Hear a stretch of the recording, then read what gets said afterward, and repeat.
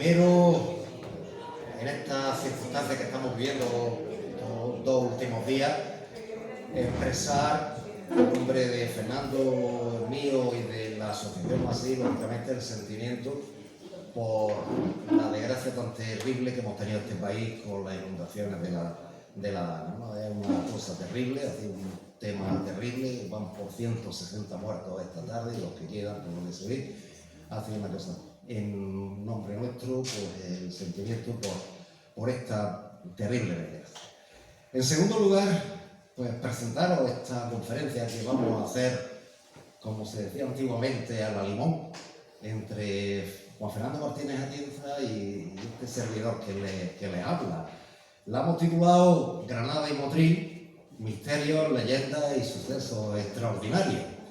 Es decir, vamos a hablar un poquito en esta noche del 31 de octubre, que es la noche de las ánimas, la noche que en las tradiciones antiguas se abría el mundo de los vivos y conectaba con el mundo del más allá, del camino abierto hacia otras fronteras, otros mundos. Desde las tradiciones de la prehistoria, desde el neolítico, están esas tradiciones, curiosamente, que ha traspasado las fronteras del tiempo. Todos hemos oído hablar de las ánimas benditas, de la Santa Compañía y de montones de historias que esta noche han estado pues, en la memoria de tradiciones y leyendas a lo largo de muchísimos siglos. Un poco por eso hacíamos esta conferencia hoy, el día 31, un poco para hablar de leyendas de Motril y de Granada y de Motril. Fernando va a hacer la de Granada y yo voy a hacer la de Motril. Conocéis a Fernando Martínez Atienza, Juan Fernando Martínez Atienza, médico, profesor de la Zafra, escritor, poeta, numismático, historiador casi, y metido también a estas historias de leyendas y misterios últimamente. Ha dado una conferencia con la asociación que tenemos de Misterios al Sur sobre los santos curadores, creo que fue la de los talismanes en el mundo musulmán. Es decir, dos conferencias que tuvieron pues, una incidencia importante y fueron conferencias muy interesantes sobre temas tan curiosos como los santos curadores o como el pensamiento de mágico en el mundo musulmán, y hoy pues traemos pues, otro tipo de historia. Y precisamente Juan Fernando los va a iniciar con la leyenda de Granada. Espero que os entretengáis. Ya sabéis que estas leyendas están basadas en temas de verdad, pero al final quien las creáis o no las creáis seréis vosotros. Pero realmente el mundo del misterio, el mundo de la leyenda, tiene eso, que al final las personas como individuos somos los que nos creemos las cosas o no las creemos. Por lo mismo los vamos a contar, podéis creerlas o no podéis creerlas, pero ahí está. Gracias, y Juan Fernando empieza con el tema de Granada.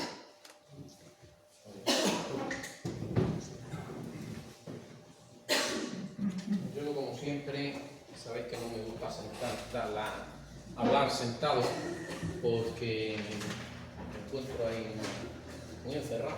Incluso cuando he dado clases a mis alumnos jamás me ha gustado estar sentado, a ver a la gente, ver su expresión y demás. Bueno, en primer lugar me uno a las palabras que ha dicho Manolo sobre el dolor de todo el país por lo que ha ocurrido con La Habana y lo que todavía parece que pueda ocurrir.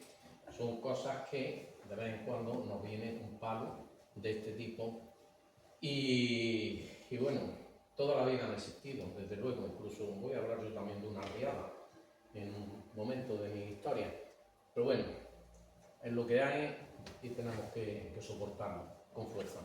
En fin, bueno, yo voy a hablar de Granada principalmente y más concretamente voy a hablar del Albaicín, porque Granada realmente era el Albaicín. Granada en época musulmana terminaron siendo tres ciudades: el Albaicín, Granada, la parte llana, y La Habana. Incluso hubo algún momento en que hubo tres reyes, uno en cada ciudad de estas. Granada, la parte más antigua que se conoce, es la zona de la Puerta de las Pesas, Plaza Larga, la Puerta de las Pesas, el Aljibe del Rey, toda esa zona, la mezquita que han hecho los sufis, allí por el Mirador. Y esa zona tiene mucha historia y tiene muchas leyendas. Ahí, por ejemplo, en el 180 a.C., los romanos la conquistan y el nombre íbero de la ciudad, Ilturi, lo transforman en Iliberi, Florencia Iliberritanum, etc. La ciudad va evolucionando, va creciendo. Hay un sitio que a mí, en Granada, creo que es la clave de toda la historia de la ciudad, y es la Plaza Larga y el Arco de las Pesas.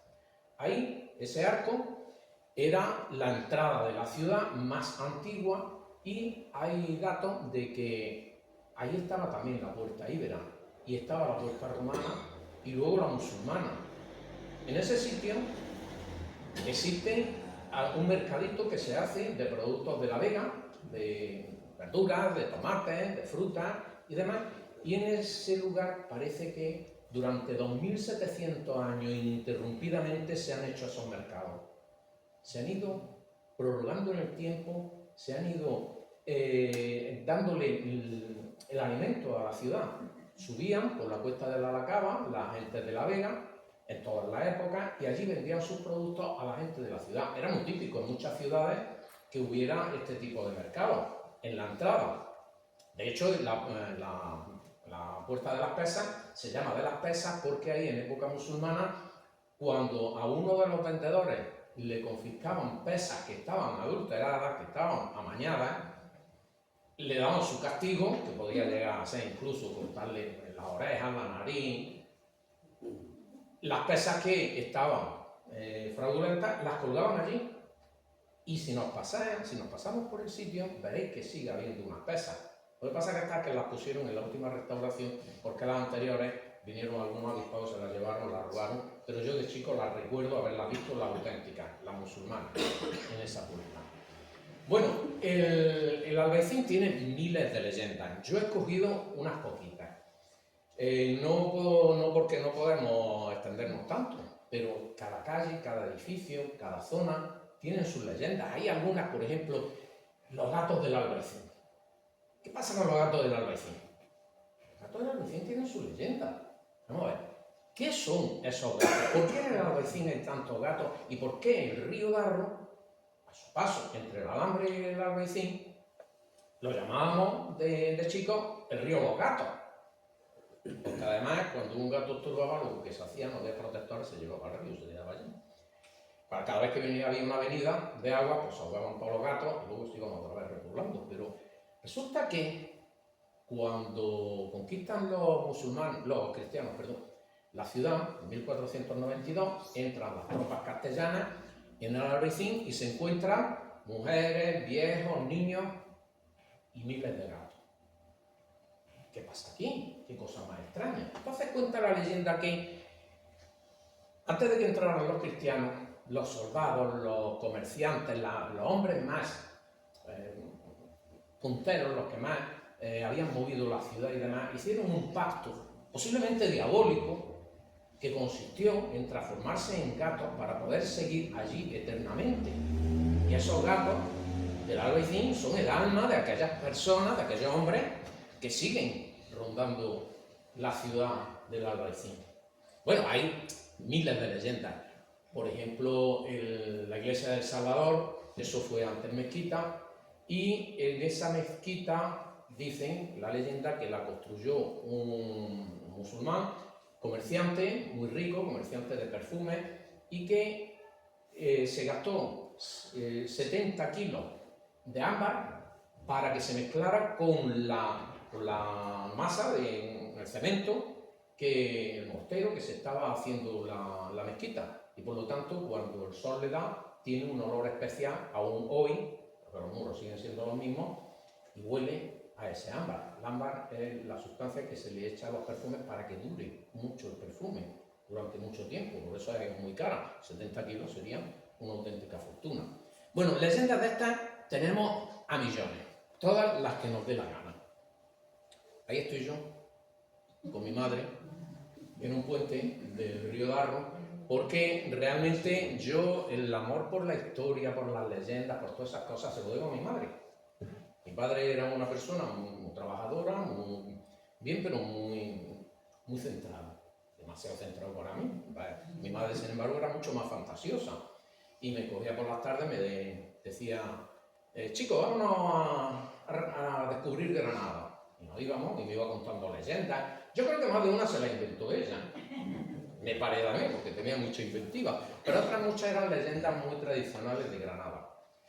Bueno, he tratado de no traer leyendas excesivamente conocidas. Algunas de ellas es fácil que podáis conocer.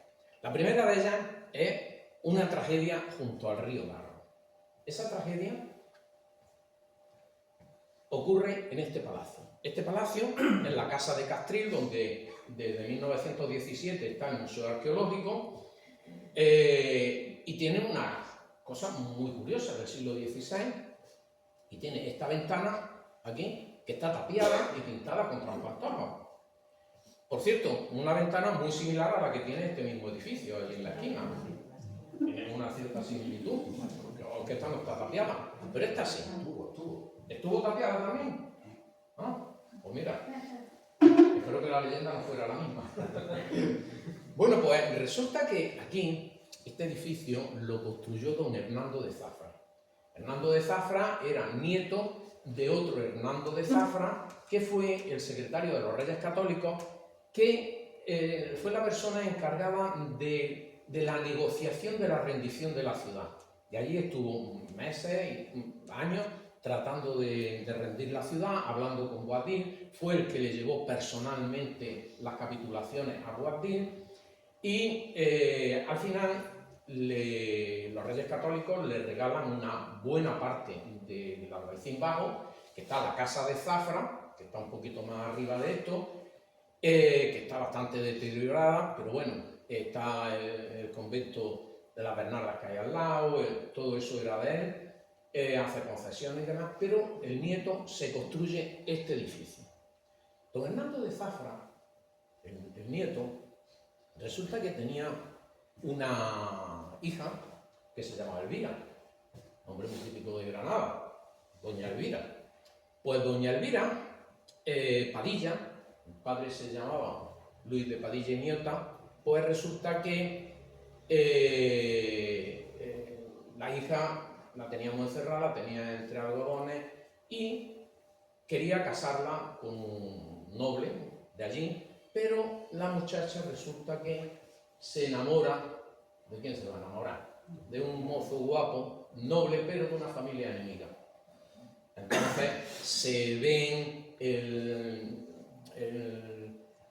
la iglesia de enfrente, el cura lo arropa un poco, un paje que tienen por allí también, permiten las visitas, entra en la casa, se llamaba Quintanilla, el novio, y un día, pues, don Hernando de Zafra se va de la ciudad a hacer unos negocios, y cuando regresa se encuentra que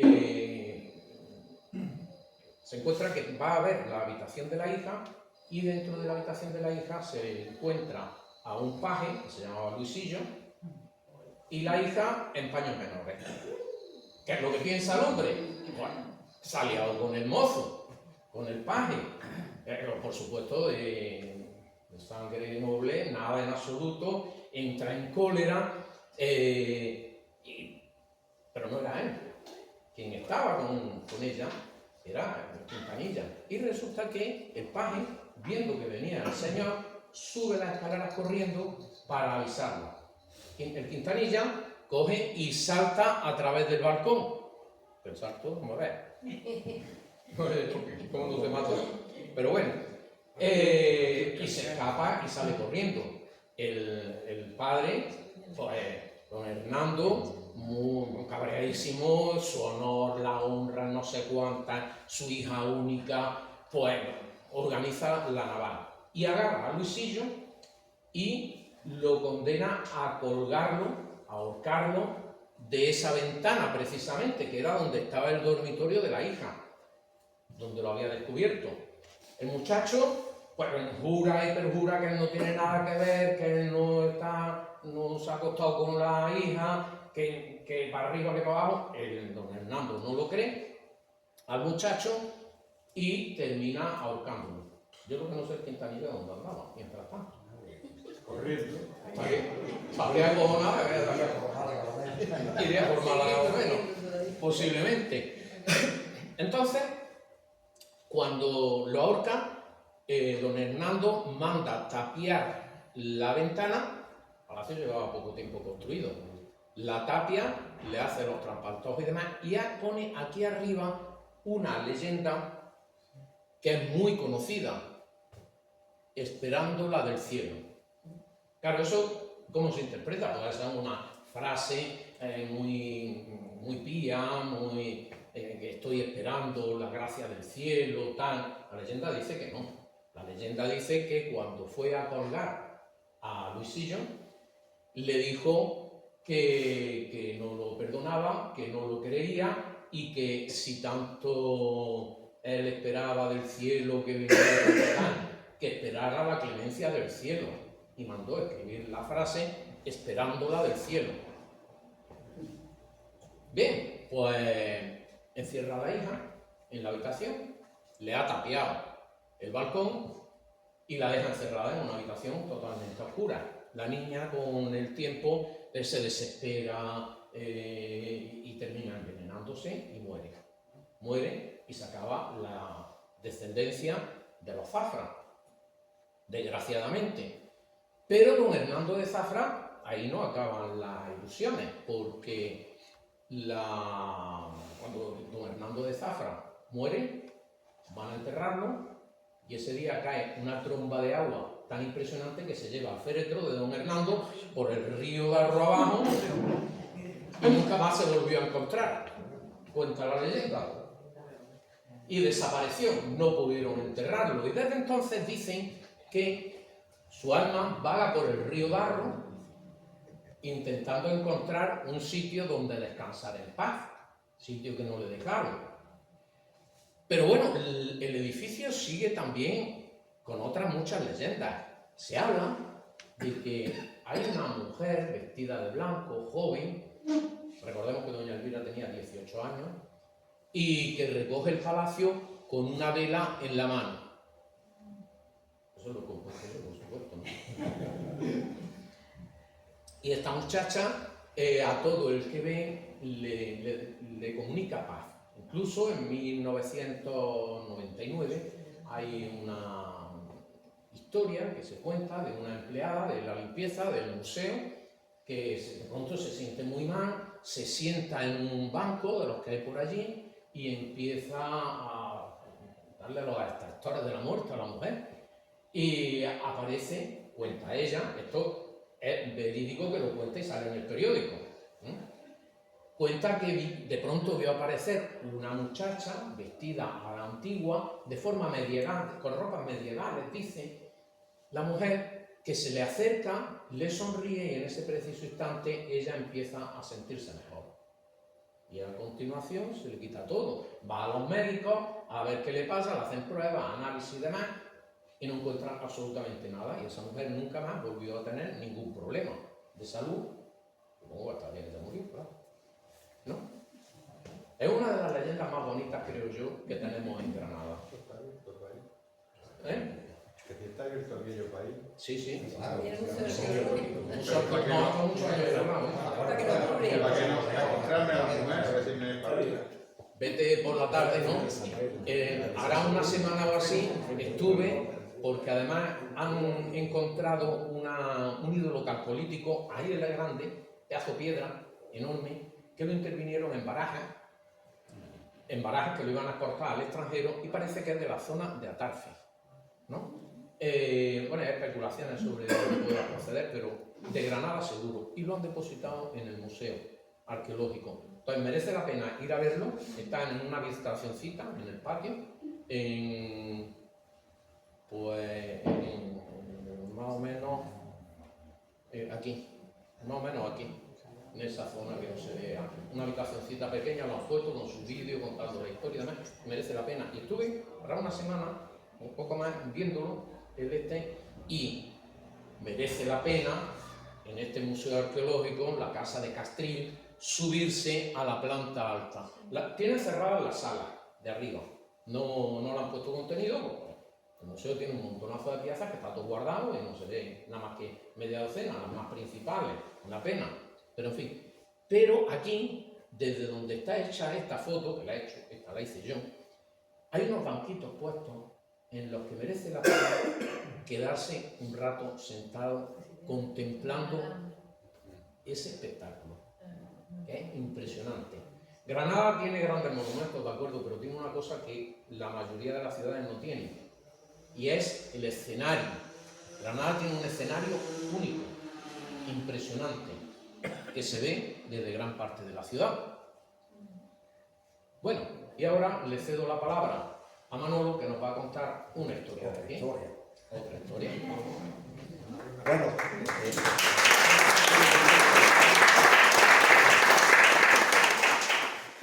esta es una historia de Motril. Otra leyenda motrileña. Yo la he titulado La Cruz del Muerto, porque es una historia que ocurre, o por lo menos decían que ocurría, a finales del siglo XIX, las noches de tormenta, las noches que hacía tormenta, ocurría que en la entrada de Motril, donde está la gasolinera de Curro Vargas, si os dais cuenta, es esta zona, el puente toledano, está la gasolinera, esta zona de aquí, de la entrada a Motril, la entrada al camino a la Ventilla, que antiguamente, lógicamente, era la salida de Motril. No existía la carretera de Torrenueva, la que conocemos hoy como carretera de Torrenueva, y para ir para Torrenueva y la onda se tiraba por la carretera de la Ventilla.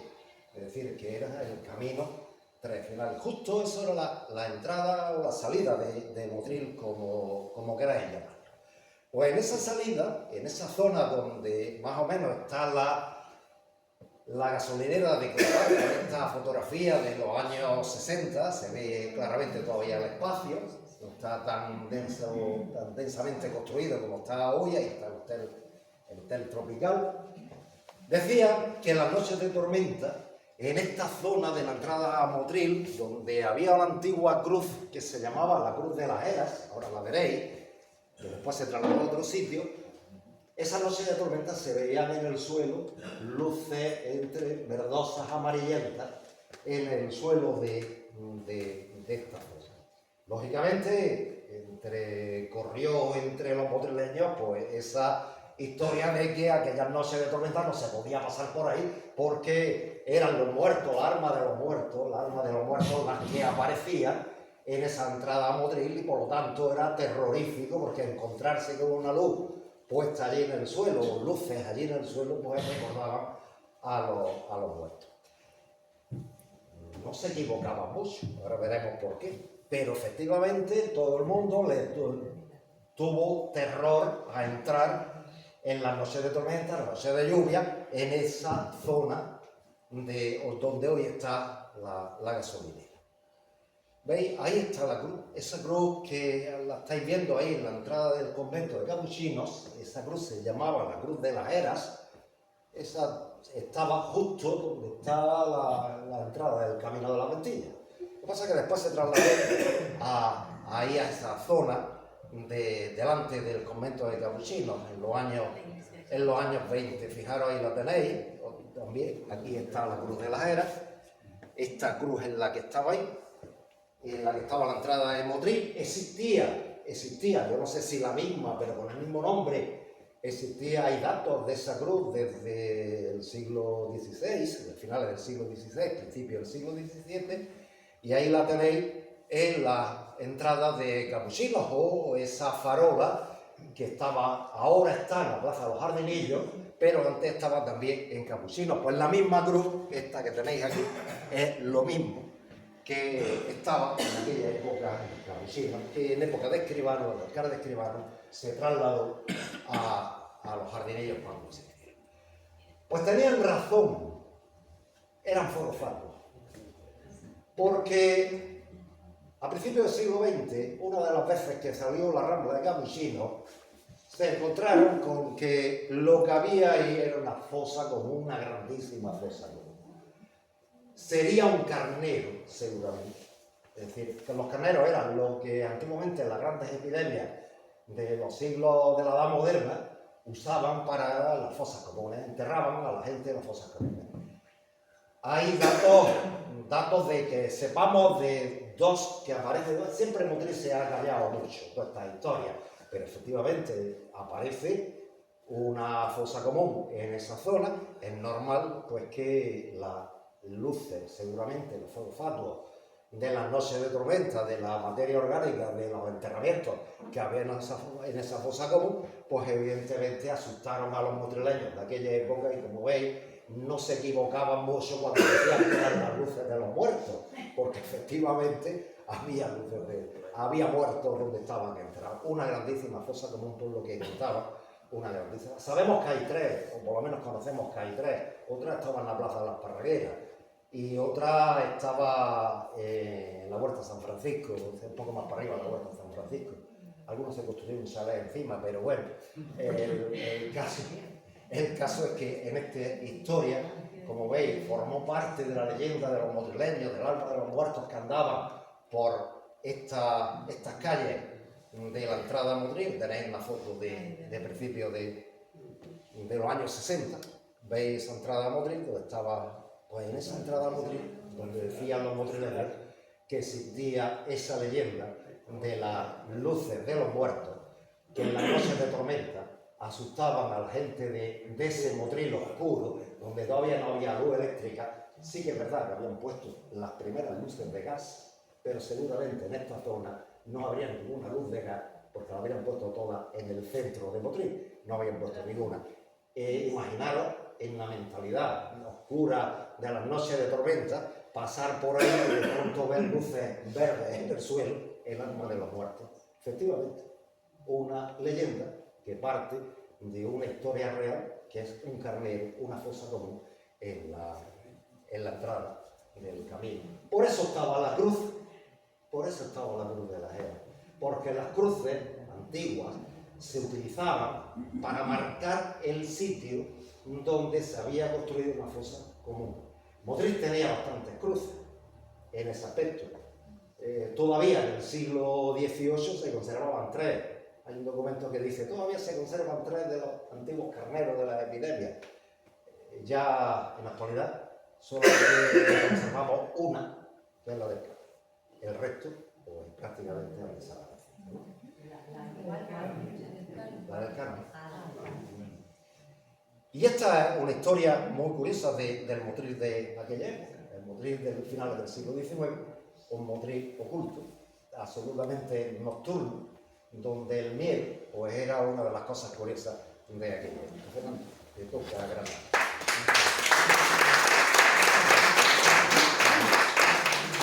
Bueno, vamos a seguir con Granada y vamos a ver una de las leyendas más bonitas que hay aquí en el Albaicín.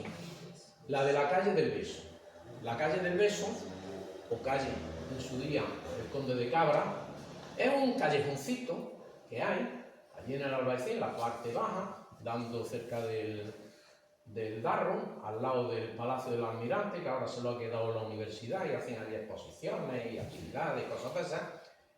Justo aquí a la derecha está el Palacio del Almirante. Y está una calle muy curiosa. La calle estrecha, que no hay ningún palacio, no hay ningún edificio importante, no hay nada, una calle anodina,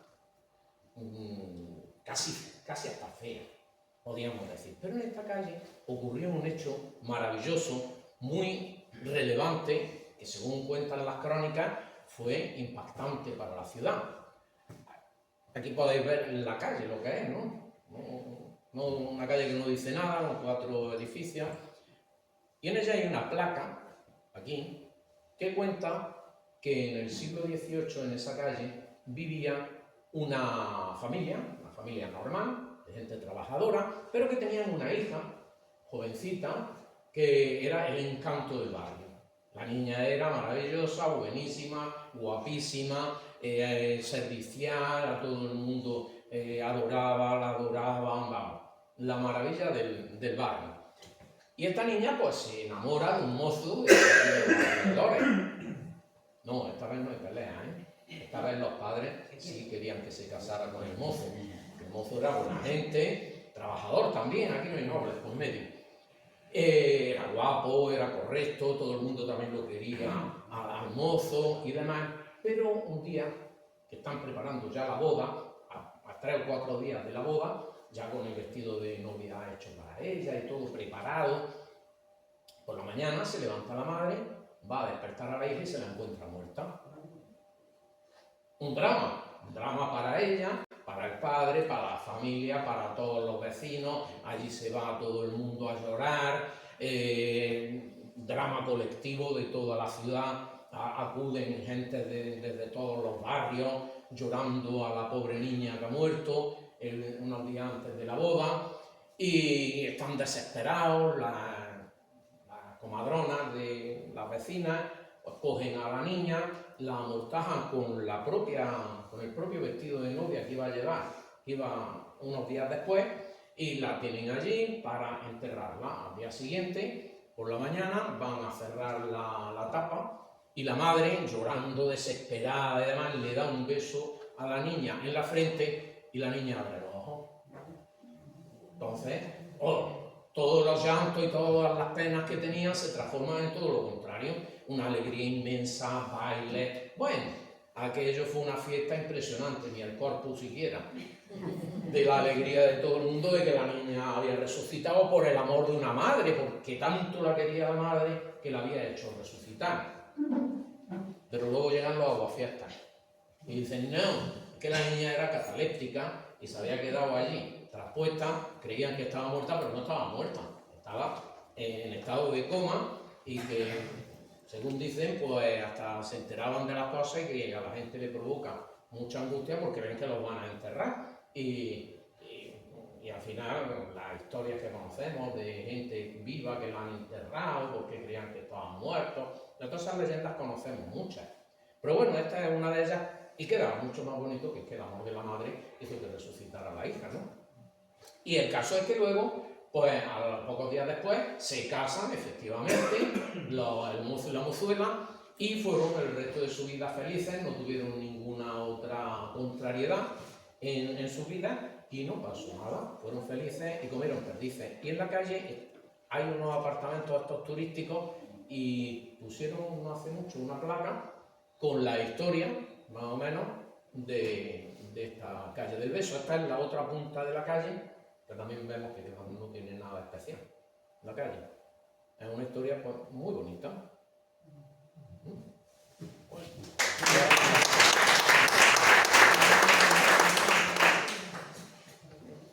Yo voy a contar una historia más triste que esa. La cruz de la hoja. Esta es otra historia más muy relacionada con Motril. Todavía el nombre se usa, no se ha perdido. Bueno, pues la cruz de la hoja es una parte de la Vega de Motril, precisamente eso que estáis viendo. Ese es el pago de la cruz de la hoja.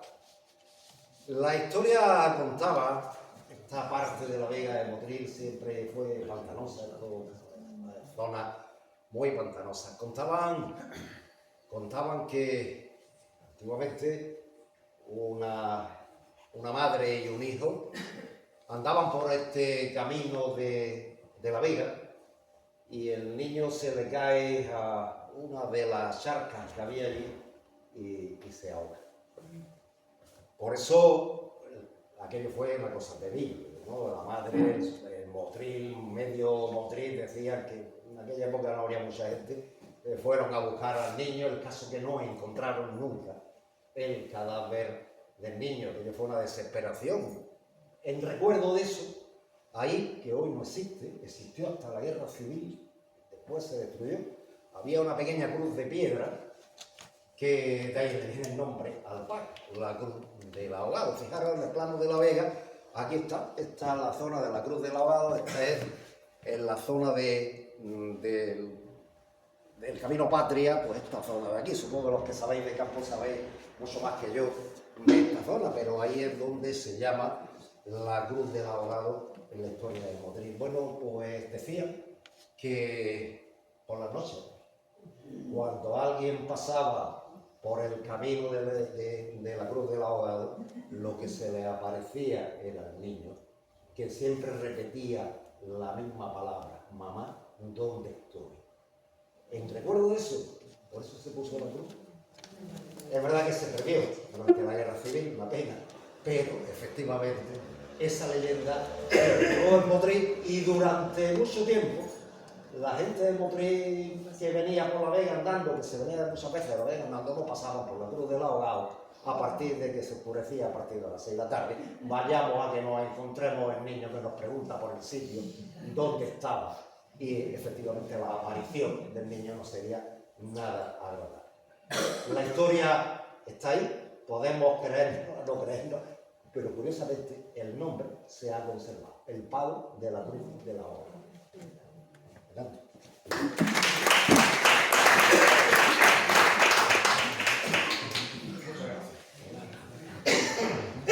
Pues ahora voy a contar otra leyenda de amores. Estamos hoy de amores. Luego viene otra que no es de amores. Esta, pues resulta que también en Granada, en el barrio del Realejo, había un señor de la familia de los Padilla que tenía una hija que también se llamaba Elvira. Yo tengo también una sobrina que se llama Elvira María de la Alhambra, nada menos. Bueno, pues resulta que esta muchacha tenía 15 años, y que eran muy colocazas las mujeres en aquellos tiempos. Pues vivía justo al lado del convento de las Comendadoras de Santiago, en la calle Santiago, ¿no? Que es paralela a Pavanera, toda esa zona, la calle Molino, Campo el Príncipe, toda esa zona. Entonces la muchacha esta vivía en un palacio del padre, el padre era caballero 24, sabéis que eso era más o menos como concejal hoy día, eran los que el ayuntamiento lo llevaban. Pues resulta que esta muchacha, todo dichado de virtudes, guapísima, o lo mismo que todas estas muchachas, por supuesto, un día iba con su madre y su aya a la plaza de Virrambla, esta que tenemos aquí, la plaza de Virrambla, donde había antiguamente, se ponían puestos, donde se vendían cosas. Iban a comprar unos encajes, unos hilos, lo típico de esos tiempos, que las señoritas en la casa pues bordaban, cosían, ponían encajes, las puntillas, los camisones, las ropas interiores y cosas del estilo. Y bajando por el Zacatín, hacia abajo, pues se cruza con un muchacho también guapísimo, alto, un pícaro italiano. Se llamaba de apellido Facco. Y este muchacho se queda prendado de la muchacha y le pregunta a los comerciantes que había por ahí quién era la muchacha esa. Y se lo dice. Bueno, pues el Facco resulta que era napolitano, había venido a Granada a hacer comercio con las sedas que se fabricaban en Granada, todo el siglo XVII ya, y enviado por su padre, que era un rico comerciante napolitano, pero se enamora perdidamente de la muchacha, empieza a investigar quién es, se va a donde vivía, vigila por las noches en la casa, no la ve, se desespera. Un día con la aya también por el Zacatín, va a él y se pone al lado de ella queriendo hablarle, la aya escandalizada, la coge a la niña, se la lleva corriendo a la casa. Pero la niña se ha quedado prendada también del mozuelo, que también tenía muy buena planta, sería guapísimo. Y al final se le ocurre ver cómo puede sobornar a alguien del servicio para que le llegue una carta a su amada Elvira Padilla.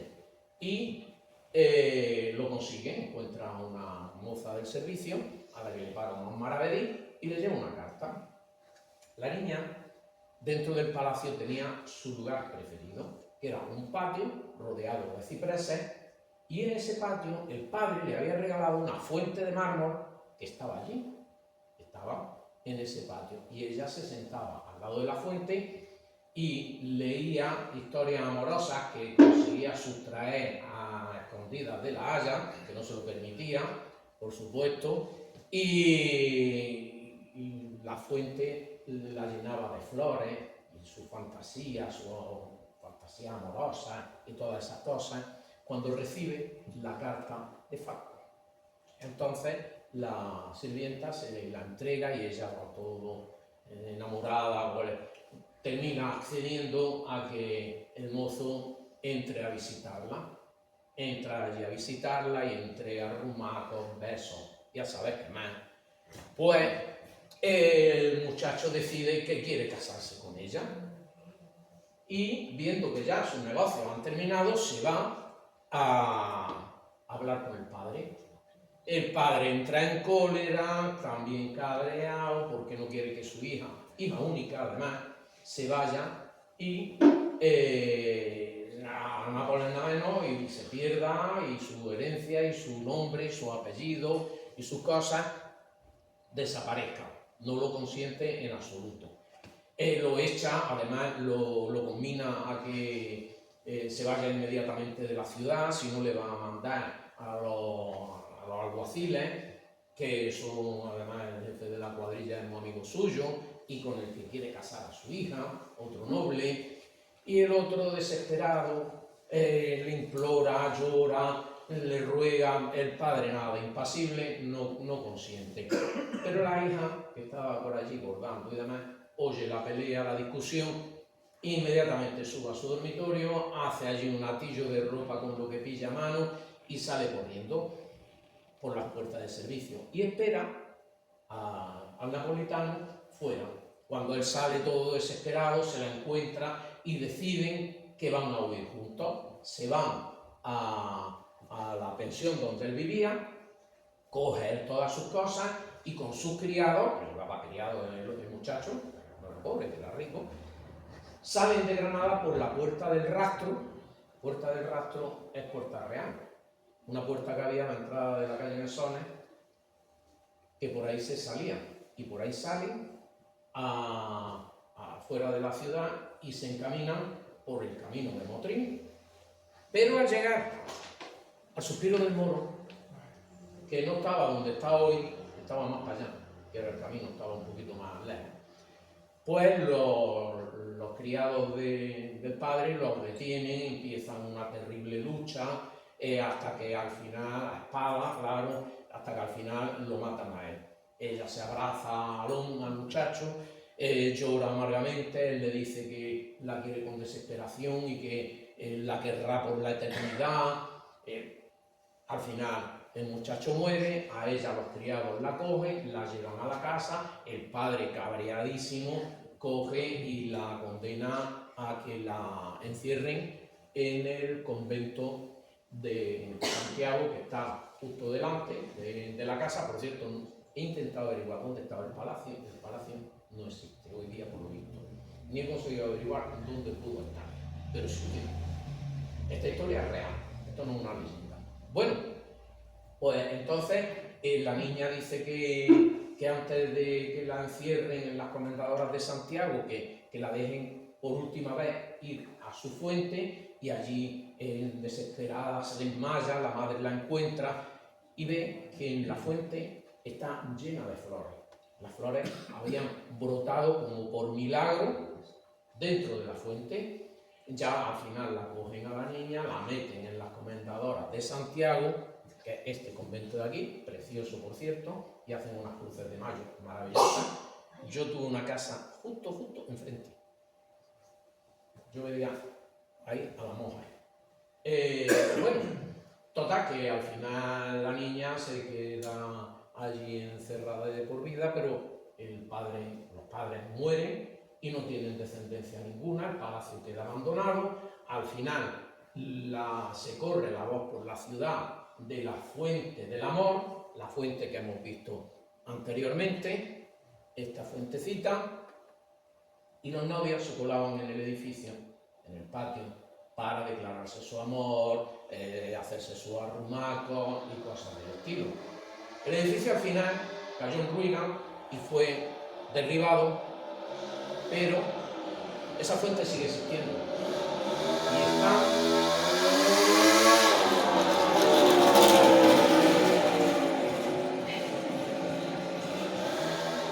y está en el Palacio de los Córdoba, al comienzo de la Cuesta del Chapín. Sabéis que ese Palacio de los Córdoba no estaba ahí, estaba en la calle Reyes Católicos, se echó abajo, se conservaron las piezas y luego se terminó construyendo en este lugar y hoy día lo utilizan como archivo del ayuntamiento y además ahí se celebran bodas y cosas del estilo. Pues mirad, ahí tenéis la fuente del amor,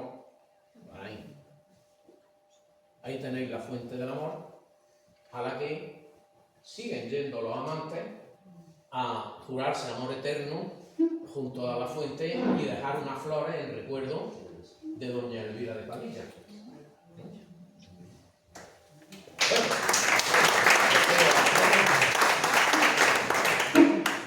Pues yo voy a hablar de historia de desamor.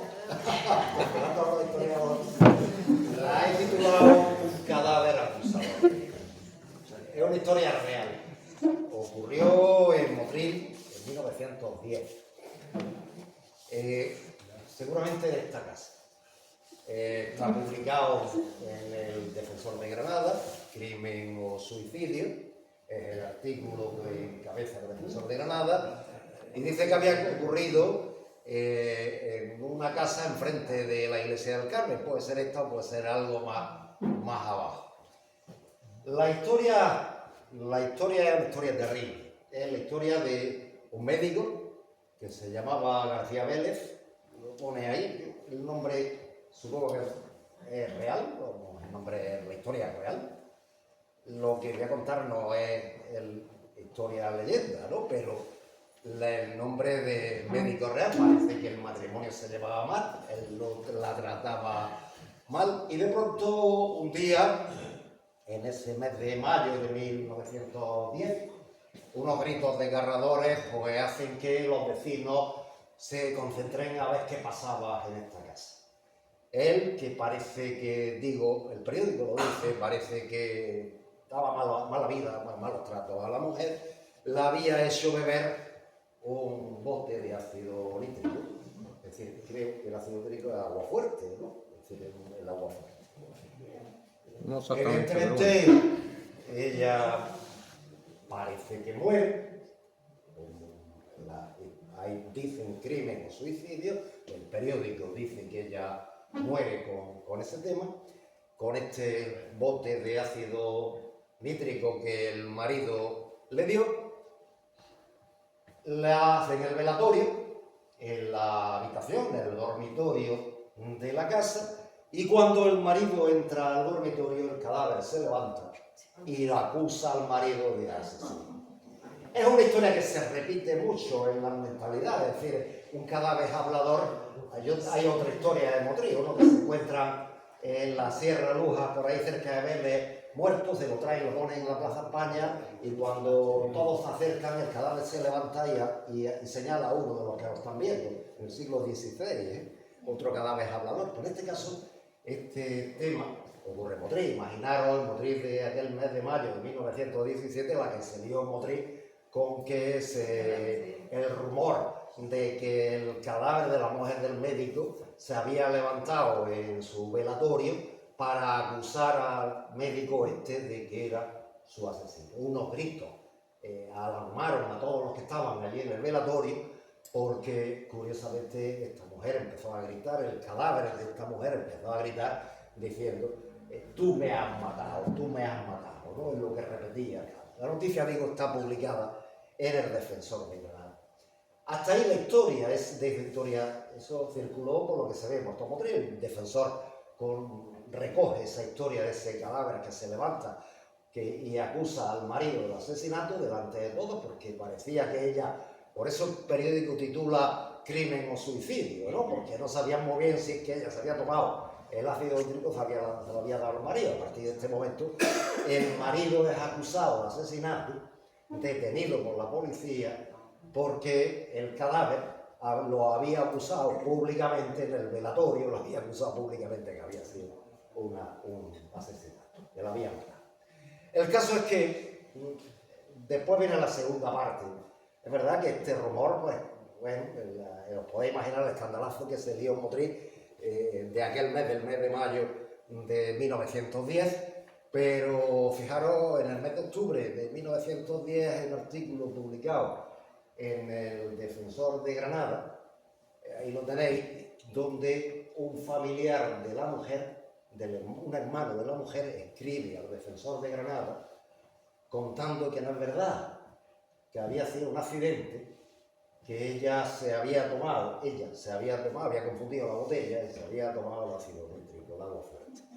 Es verdad que decía que ahí dice que se estaba recuperando y que el señor García Vélez, el médico, era un hombre honrado y que jamás le había dado mala vida a la mujer, pero sí que es verdad que durante todos esos meses el médico estuvo detenido porque un cadáver lo había usado públicamente.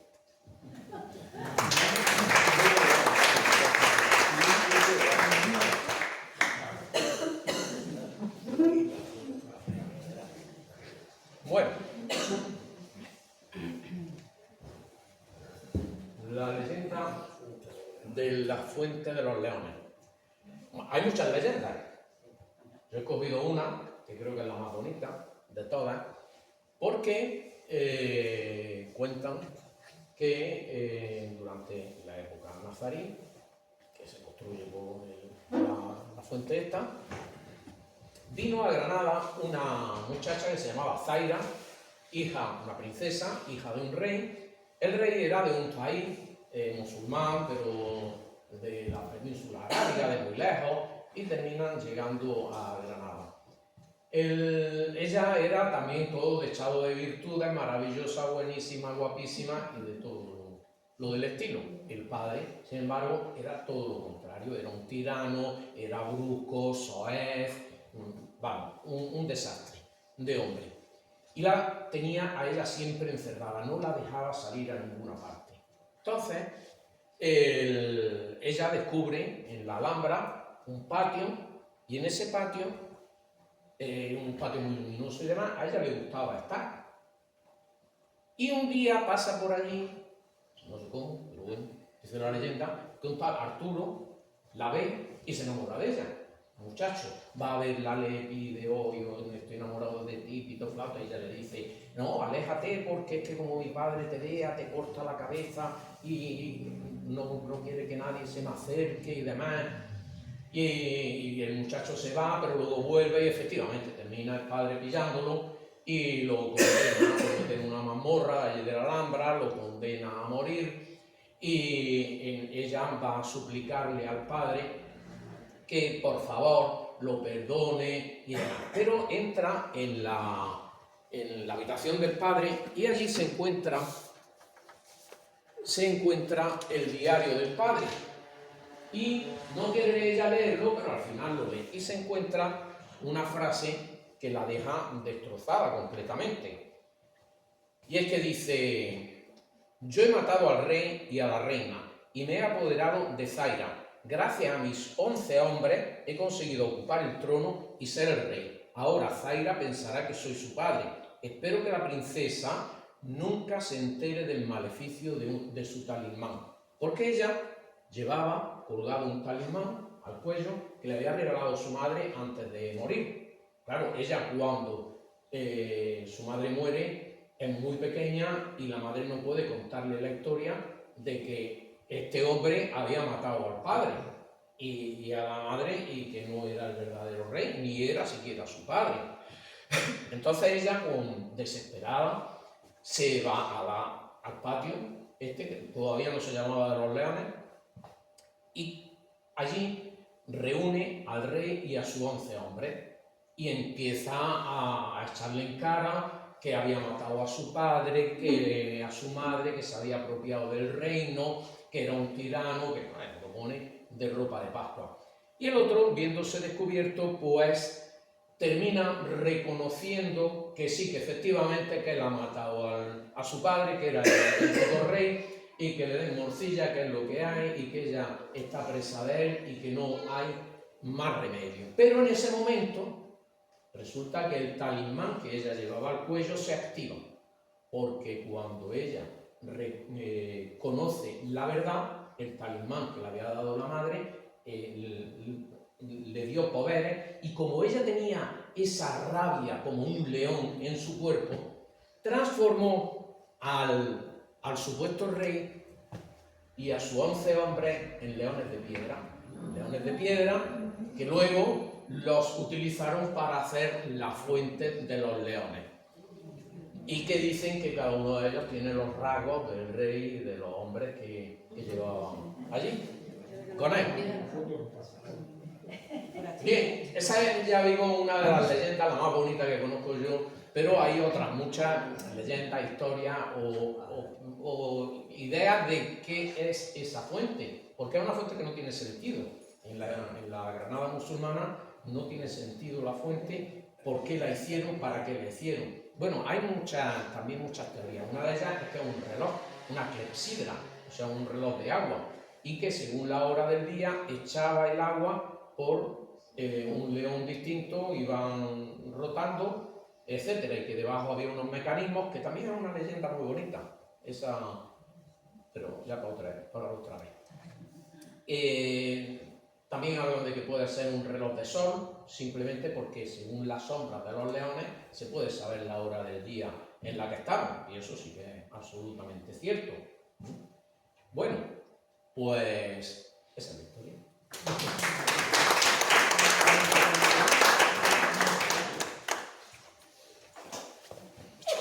Yo no sé si ha oído hablar alguna vez del Cristo de la Expiración.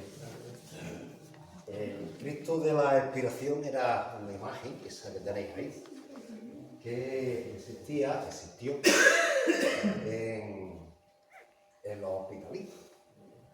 Este edificio que tenéis ahí es el hospital, el antiguo hospital de Santa Ana, que estaba en la Plaza de la Tenería y que fue derribado en 1979. Derribaban un edificio de 1517, creado por la época de los Reyes Católicos. Derribaban el edificio que se había conservado gracias a que fue cárcel después de la guerra, fue el colegio Carrera Belluga, es decir, se había conservado. Pues bueno, el ayuntamiento decidió tirarlo para hacer un aparcamiento. Al final el aparcamiento aquí lo han quitado para arreglar los plazados en la actualidad. Pero ahí estuvo el Cristo de la Expiración, que era tenido por los madrileños por una de las imágenes más milagrosas existentes. La verdad es que la talla era muy buena, era una talla en madera que Gallego Murín decía que era muy buena talla, desconocían quién era el autor, pero se hablaba de que era una magnífica talla. En Motril se sacaba cada vez que había una sequía, o que llovía más de la cuenta, o que había poca lluvia. Se sacaba unas veces acompañado de la Virgen de la Cabeza, otras veces, y ahí he puesto yo pues recortes del Defensor de Granada a finales del siglo XIX, de 3 años distintos, donde el corresponsal de Motril de aquella época pues habla de que habían sacado en procesión al Cristo de la Expiración porque estaba lloviendo mucho y las cañas se iban a inundar, o porque no había una sequía muy grande y las cañas se iban a secar. Nunca lo sacaban para cuando hacía helada y se podían helar las cañas, para eso sacaban a la Virgen de la Cabeza, eran especialistas en las heladas. Es verdad, cada vez que había una amenaza helada se traía a la Virgen de la Cabeza a la iglesia mayor y empezaban las oraciones y los rezos para que la caña, porque las antiguas variedades de caña se helaban con mucha facilidad, con lo cual pues cada vez que se lava la caña, en Motril, una ruina tremenda en Motril de aquellos años. En cambio, para la lluvia y para la sequía es este Cristo de la Expiración. En teoría, pero no lo sabemos, es verdad que hay algunos datos que dicen que el Cristo de la Expiración lo trae el cardenal Belluga, o lo manda el cardenal Belluga, en 1743 y es expuesto en este hospital, porque él también, cuando hace su reparto de los bienes y manda cosas para Motril, vende dinero para Motril, también es verdad que manda dinero para el hospital, pero curiosamente se conservan las escrituras de todas las reliquias y santos que manda el cardenal Belluga a Motril y no aparece el Cristo de la Expiración. Pero sí que hay esa historia, entre antiguos historiadores, que decían que el cardenal Belluga había mandado el Cristo de la Expiración. Pero hay otra leyenda, que es que el Cristo de la Expiración lo traen una vez, llegan unos mercaderes en el siglo XVII a Motril, se alojan en un antiguo mesón o posada que había aquí en la Plaza de la Victoria, que es esta que tenéis aquí, o esta que tenéis aquí, perdón, esta, ya no me acuerdo dónde estaba exactamente, estaba enfrente a la iglesia, y estuvo hace poco tiempo que se derribó. Allí llegaron esos mercaderes, esos dos viajeros, con una caja muy grande, estuvieron alojados bajo varios días, y un día, cuando el posadero va a echar mano a dónde están aquellos viajeros, habían desaparecido los viajeros, pero se habían dejado la caja. Y entonces deciden, ya el viajero no sabe qué hacer el posadero no sabe qué hacer con la caja, llama al corregidor, al teniente corregidor, que es lo que había en aquella época, del ayuntamiento, y deciden abrir la caja. Y en esa caja estaba la imagen del Cristo de la Expiración. Y deciden, y eso también se recoge por escrito, esa leyenda, en el Defensor de Granada, publicada a finales de 1867, deciden ponerlo, se reúnen a ver qué hacemos con la imagen y deciden ponerlo en la iglesia de los hospitalitos, en la iglesia de ese hospital. La palabra hospitalitos porque los motrileños siempre hemos hablado en plural, es decir, era hospital masculino y femenino, tenía una sala para hombres y otra para mujeres, con lo cual no eran hospitales, eran dos hospitalitos. El caso es que ahí tenéis la Plaza de la Victoria, donde estuvo la posada, que se cuenta la leyenda que dejaron el Cristo. El Cristo de la Expiración estuvo hasta 1937. En la Guerra Civil se destruye, o por lo menos creían que se había destruido, porque curiosamente cuando entran las tropas del Ejército Nacional en Motril, deciden buscar la imagen del Cristo de la Expiración y de todas las imágenes que los republicanos habían destruido en las iglesias motrileñas, y no encuentran nada del Cristo de la Expiración. De todos los santos se encontraron trozos, unos en el matadero para quemarlos como leña, otros en la escuela que tenía Doña Matilde en la Puerta de Granada, pero del Cristo de la Expiración no se encuentra ni un milímetro de la madera, de la cruz, ni de la imagen del Cristo de la Expiración. ¿Cuál es la leyenda que circula por Motril en 1937-38? Que lo mismo que había aparecido milagrosamente, se había ido milagrosamente, y ya no estaba el Cristo de la Expiración en Motril.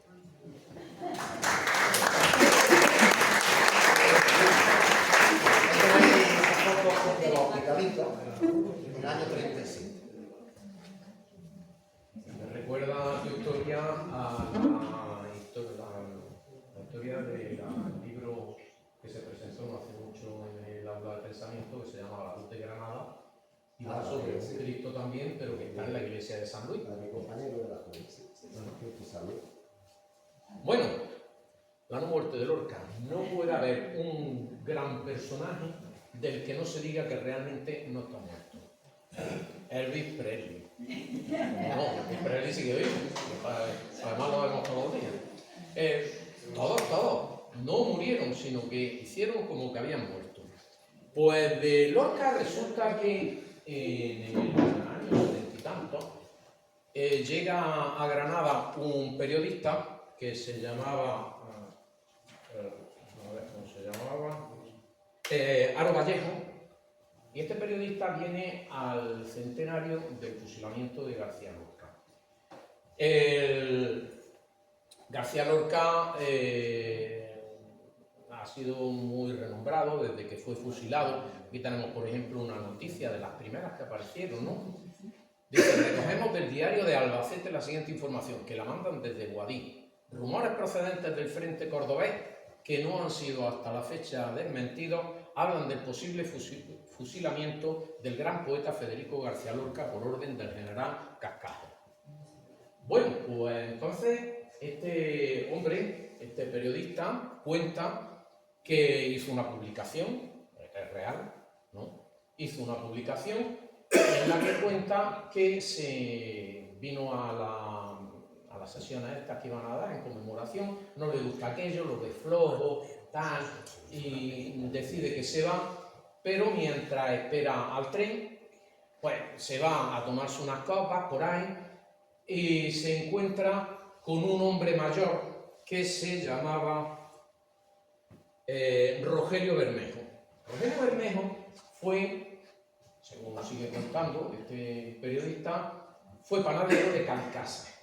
Y este hombre le cuenta, ya viejo, que él, el 20 de agosto del 36, pasa por el camino este de entre Vilna y Alfacar y se encuentra allí tirado a un hombre con 2 tiros en el pecho y 1 en la cabeza, que lo recoge y se lo lleva al convento de San Bernardo, en el Albaicín, que yo no conozco el convento de San Bernardo, pero sí la iglesia de San Bernardo. No lo sé. Pero este hombre dice en su libro que lo lleva al convento de San Bernardo. Y allí las monjas lo curan, lo cuidan y le salvan la vida. Pero la cabeza la tenía perdida. No recordaba absolutamente nada de su vida. Y le ponen de nombre Manolo. Le ponen de nombre Manolo y el hombre pues se queda allí en el convento y ayuda a las monjas en las labores del jardín, del huerto, de todas esas cosas, de hacer cuestiones de albañilería y todos esos temas.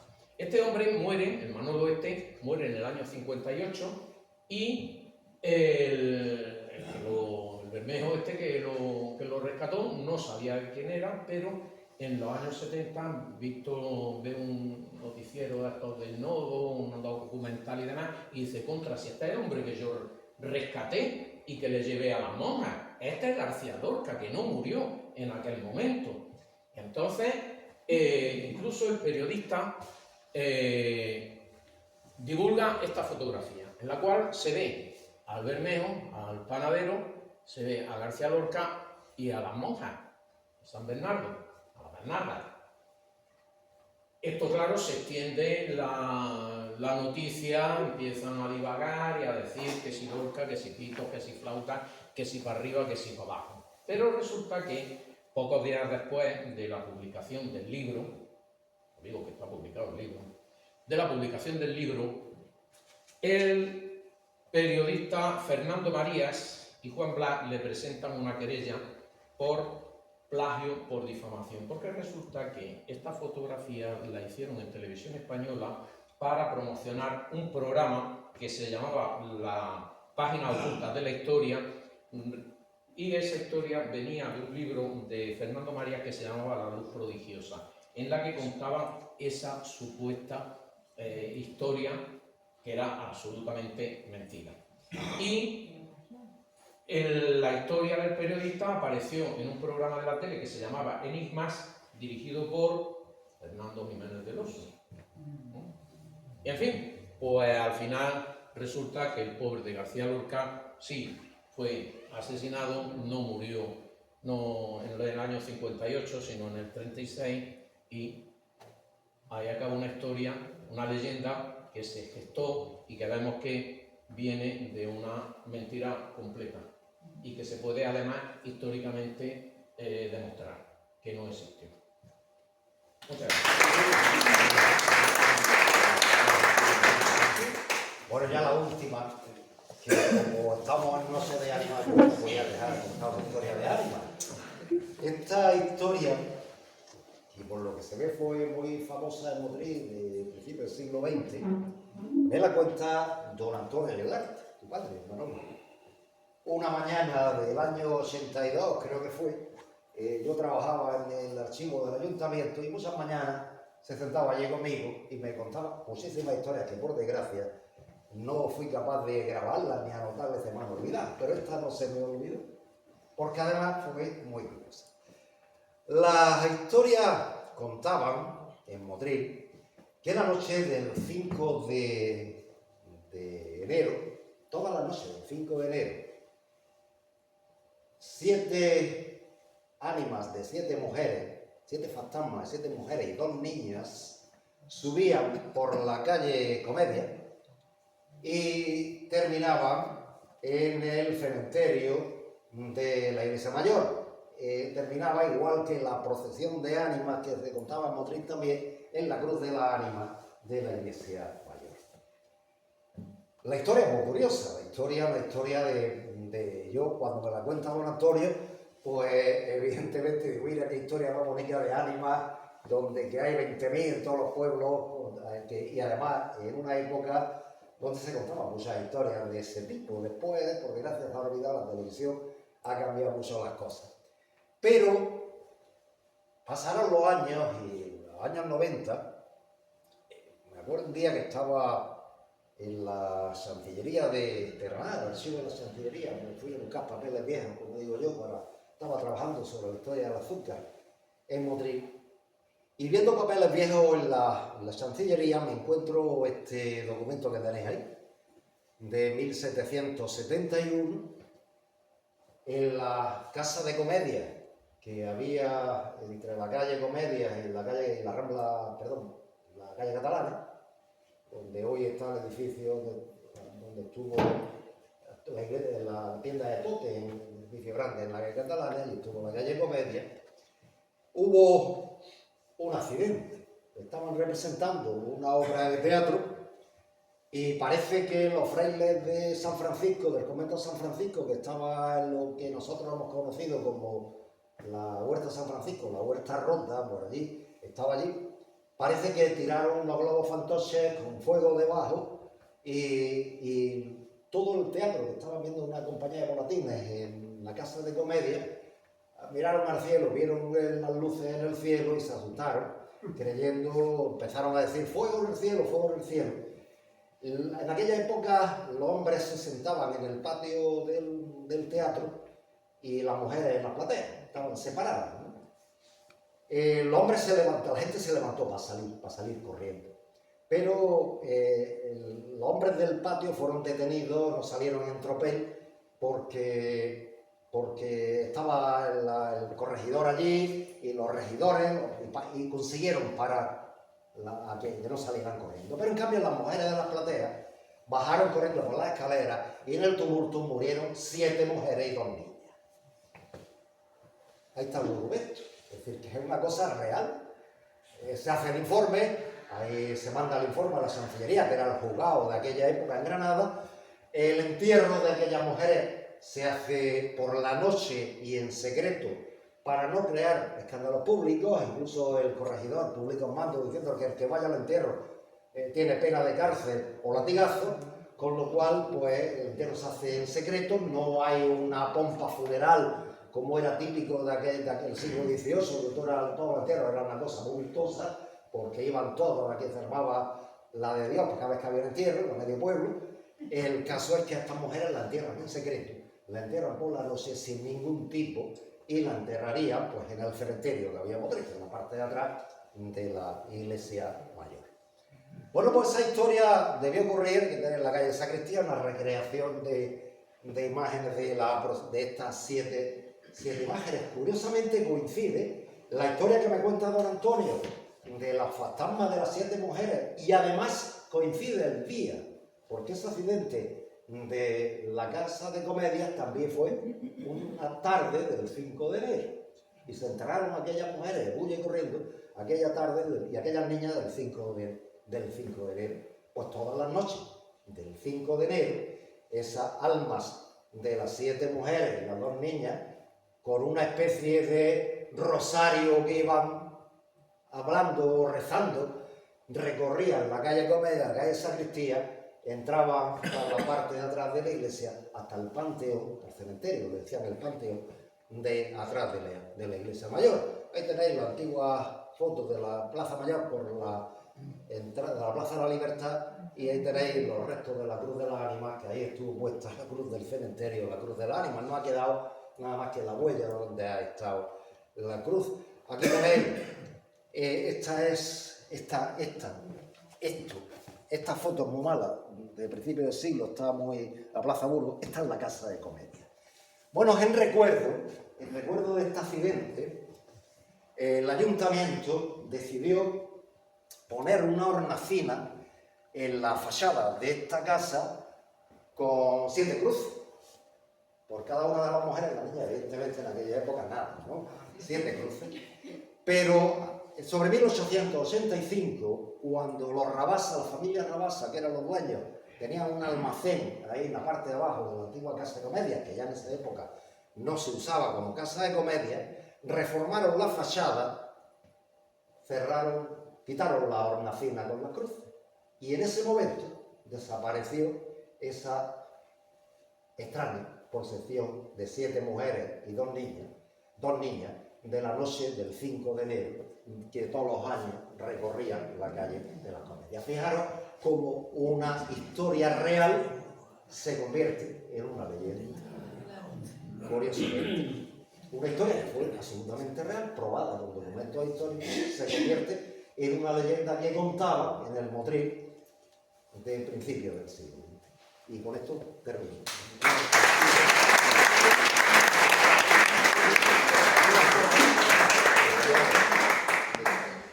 Bueno, pues Fernando, vete para acá. Despedimos el acto, daros las gracias por habernos escuchado en esta noche del 31. Es verdad que es una noche triste por lo que ha pasado en este país, en el Levante, con el tema de la riada, pero bueno, hemos intentado contar algunas leyendas de Granada y de Motril. Espero que os haya gustado y os hayamos entretenido. Si os las creéis bien y si no las creéis, pues no.